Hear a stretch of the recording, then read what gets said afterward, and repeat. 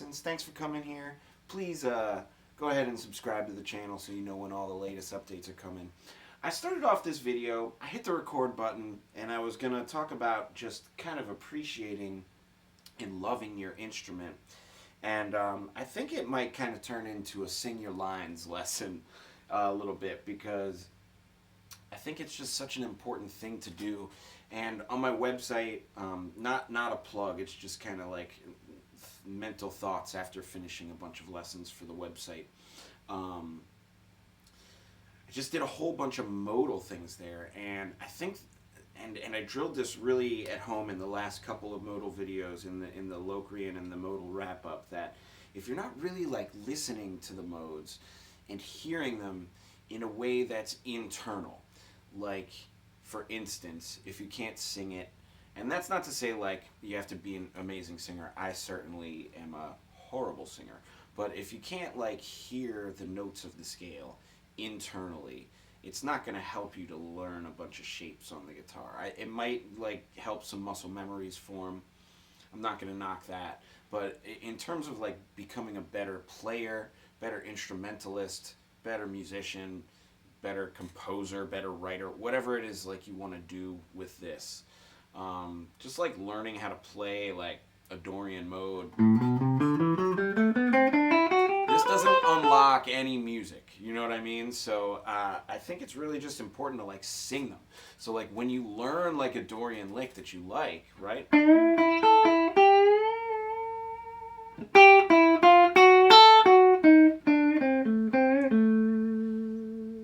It's hard for me to sing all that and remember it back, but let's see if I can do that.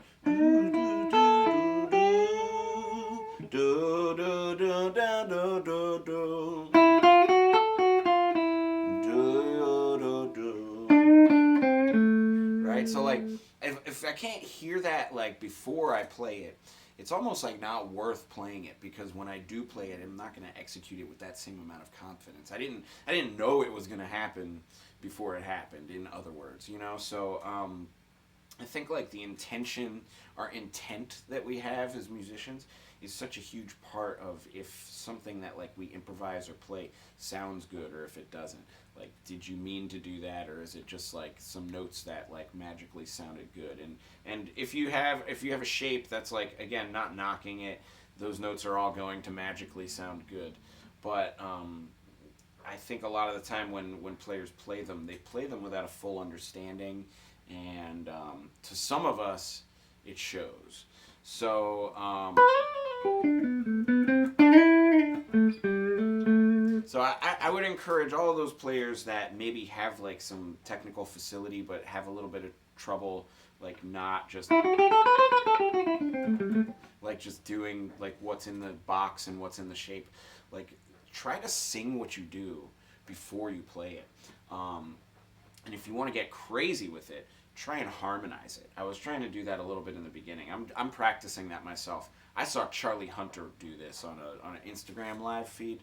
I'm going to try and maybe find a video of it somewhere and see if I can reference it. But oh my goodness, that is incredible stuff. And when I watch a player like that play, it's just really, really apparent that they have just that much of a mastery of the instrument, that not only like, yeah, that guy knows his scales, duh, that's like easy.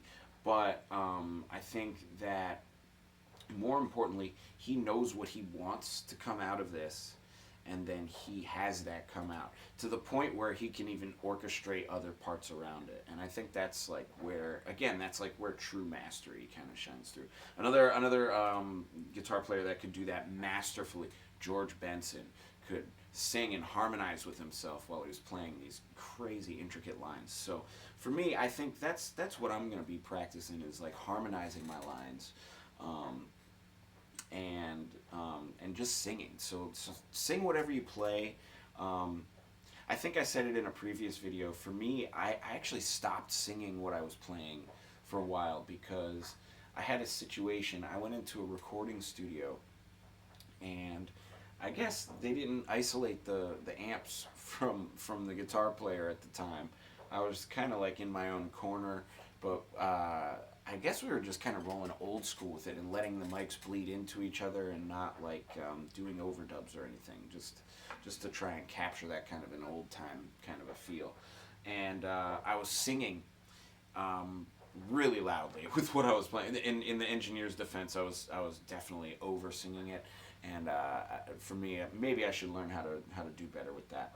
Um, but that said, it was bleeding into the mic, and the engineer was like absolutely hating it. So I started training myself to sing mentally instead of out loud. But I'm liking the result that I get from singing out loud in my own playing lately. So I think I'm gonna maybe pick it back up again, and maybe it's one of those things where you have to ebb and flow a little bit with it, like with what technology does, and like with what our, I don't know, maybe I want my singing on the track.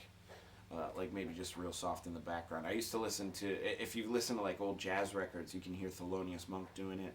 I used to listen to this amazing guitar player. Again, another person to check out if you haven't heard this guy yet. But this guy Mark Elf was just crazy, crazy good jazz player. I have to see if he's still around or something and see what he's up to these days, honestly. Because if he's on YouTube right now, I might flip and just have a whole nother rabbit hole to go down here in my free time. But Mark Elf, incredible jazz guitar player. And when I used to listen to his records, you could hear him singing just so loud. And I think that's like what kind of inspired me to maybe sing more in my guitar playing when I was doing it for real back then when I was younger, before I got yelled at by the recording engineers. But anyways, that said, I think that's today's lesson. Sing your lines. Anytime you learn something on the guitar, learn how to sing it too. You know, that's, I think, the best way to really internalize it. And as guitar students, I think we should all be striving to form a deeper connection between our mind and our hands and the instrument. So if you can sing it, I think that's maybe one of the ultimate ways to do it. Not that you have to be an amazing singer to do it, but if just to hear it first, so that it's here, and that we can connect. And then the other thing I'll say is, yeah, you should love your instruments. This started as a love your instrument video because I was gonna play this guitar and listen for any noises it has. I noticed like maybe a possible fret buzzing on it. It's been a long time since this instrument's had like a proper setup other than a restringing and just general intonation check. But yeah, I thought I heard a string buzz or a fret buzz or something. So I was gonna just play and listen and see if I could find any. But as I was playing, I just started loving the instrument again, and I couldn't hear any fret buzzing at all. It didn't seem like it needed anything, so we started making today's video. But when I do notice a buzzing happening again or something, I'll go ahead and do like maybe a gear setup thing, and we can talk about making sure that you are extra loving to your instruments and taking really good care of them. That said, with that, I think I'm going to start signing off for today. I'll go ahead and play you out as I always do. But if you have any questions about how to learn this music, if you're interested in learning those modal lessons, I just finished them. They're all up. All of your major minor modes are all up on the website now. Plus, there's a few really cool songs. I got some blues progressions. I actually even got some Thundercat up there. So it's a new site. I'm still building that content. But if you're interested, it's all there at musicmakerlessons.com. The link is also in the description. And I'll see you guys next time.